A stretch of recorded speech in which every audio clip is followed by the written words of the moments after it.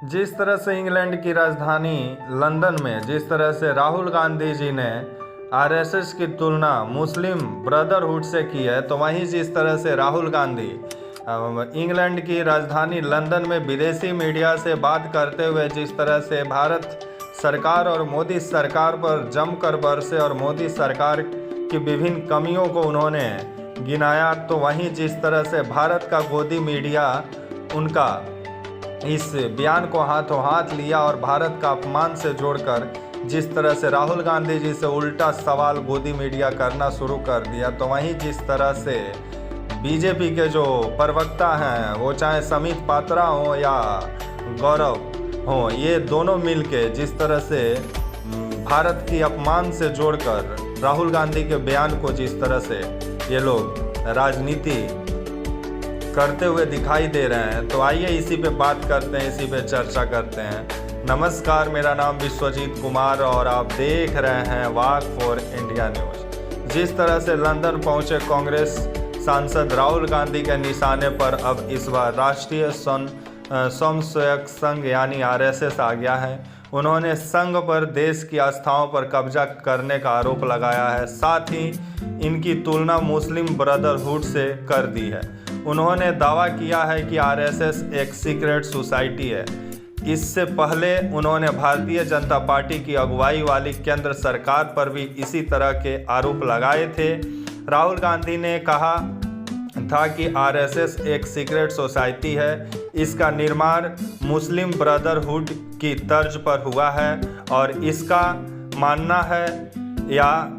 मानना यह है कि सत्ता में आने के लिए लोकतांत्रिक चुनाव का इस्तेमाल करो और बाद में लोकतांत्रिक प्रक्रिया को तबाह कर डालो। जिसके बाद से बीजेपी के तमाम प्रवक्ता हो, चाहे समित पात्रा हो या और भी प्रवक्ता, और जिस तरह से बीजेपी के नेता जिस तरह से राहुल गांधी को आड़े हाथ लेते हुए जिस तरह से भारत का अपमान से जोड़ के राहुल गांधी के बयानों को देख रहे हैं बीजेपी के नेता, तो वहीं गोदी मीडिया भी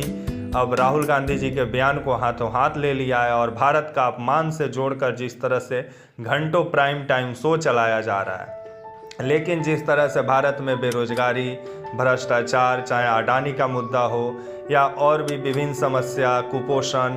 जातिवाद हमारे देश में अभी सबसे बड़ा समस्या है। जिस तरह से आस्था के नाम पे सरेआम जिस तरह से लोगों में भेदभाव पैदा किया जा रहा है, इस पे लगाम लगाने के लिए केंद्र सरकार काम करती, तो उल्टे जिस तरह से जो केंद्र सरकार से जो सवाल करे, जो मोदी जी से सवाल करे, उल्टे में उसी को जिस तरह से ऐसा साबित करने में गोदी मीडिया लग जाता है और भारत के जो केंद्र में बैठे नेता हैं ऐसा साबित करने में लग जाते हैं जैसे वो भारत का नागरिक हो ही नहीं। क्योंकि हमारा देश का लोकतंत्र का खूबसूरती ही हमें पूरे विश्व में एक पहचान दिलाता है कि जहां बोलने की आज़ादी है, लिखने की आज़ादी है, घूमने की आज़ादी है और अपना अपना धर्म मानने की आज़ादी है। तो इस पे भारत सरकार को काम करना चाहिए, मोदी सरकार को काम करना चाहिए कि जो मोदी जी 2014 में अच्छे दिन का वादा करके आए और आज सिलेंडर 1100 के आसपास हो गया, 50 रुपये का सिलेंडर में भी वृद्धि हो गया है। खाने पीने की वस्तुएं दिन प्रतिदिन दाम आसमान छू रहे हैं, लेकिन केंद्र सरकार उस पर कुछ बोलती नहीं है। डीजल पेट्रोल पे तो कुछ बोलने का ही नाम नहीं लेती हैं। इन्हीं की कभी केंद्र की अभी मंत्री हैं स्मृति ईरानी जी, जो कभी सिलेंडर का माला पहन के और सिलेंडर लेके रोड पे बैठ के खूब थपड़ी बजाती थी और महंगाई डायन खाए जात है का गाना गाती थी, लेकिन आज मुहतरमा नज़र नहीं आती हैं। तो इस पे सोचना चाहिए। सिर्फ वादा करने से कुछ नहीं होता है, वादा को पूरा करना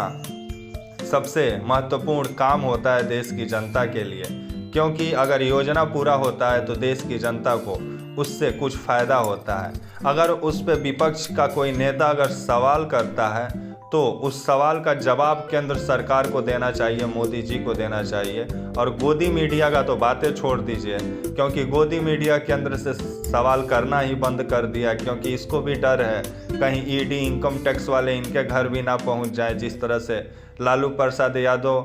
को अब तो ये लोग ईडी सीबीआई वाले जैसे लालू प्रसाद यादव जी के घर पे पहुंचे हुए थे। राबड़ी आवास पे जिस तरह से सीबीआई का डेरा डंडा देखने को मिला, तो इसी से अब अंदेशा लगाया जा रहा है कि 2024 का लोकसभा चुनाव से पहले कौन कौन नेता अंदर जाएगा, अब तो ये ऊपर वाला ही जानते हैं। तब तक के लिए आप मुझे इजाज़त दीजिए। लेकिन राहुल गांधी जिस तरह से विदेशी धरती पर जिस तरह से उन्होंने भारत सरकार का और मोदी सरकार का आलोचना की है, इसको भाजपा भी हाथों हाथ ली है और गोदी मीडिया तो ऐसा ही हाथों हाथ ली है। अब देखने वाला बात होगा कि ये घमासान, राजनीतिक घमासान